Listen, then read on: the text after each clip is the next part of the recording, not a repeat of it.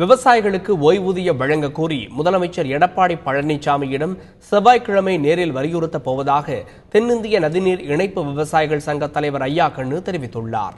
டெல்லியில் பல்வேறு மாநில விவசாயிகள் சங்க பிரதிநிதிகளோடு ஐயாக்கண்ணு ஆலோசனை நடத்தினார்.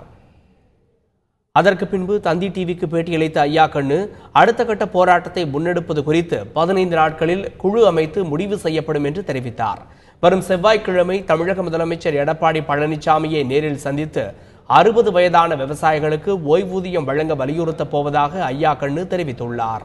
எல்லா மாநில விவசாயிகளும் இப்ப வந்துகிட்டு இருக்காங்க. இங்க எல்லாரும் நாங்கெல்லாம் சேர்ந்து நதிகளை எல்லாம் நீர்வழிச்சாலை மூலம் இணைக்க வேண்டும், விவசாயிகள் வாங்கிய கடனை தள்ளுபடி செய்ய வேண்டும் அப்படிங்கிற கோரிக்கையெல்லாம் வச்சு இங்க பேச இருக்கின்றோம். இந்த எல்லாம் பேசி முடிஞ்ச ஒரு 15 நாள்ல அகில இந்திய கமிட்டி ஒன்று கூப்பிட்டுறோம்.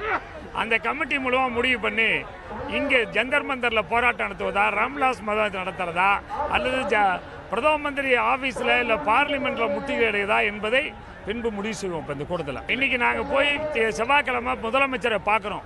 அவர் 60 வயது விவசாயிக்கு மகன் இருந்தாலும் மகள் இருந்தாலும் பென்ஷன் தருகிறேன் என்று எங்களுக்கு வாக்குறுதி கொடுத்திருக்கின்றார். அதை நிறைவேற்ற சொல்லி செவ்வாய்க்கிழமை போய் பார்த்து அவர்கிட்ட பேச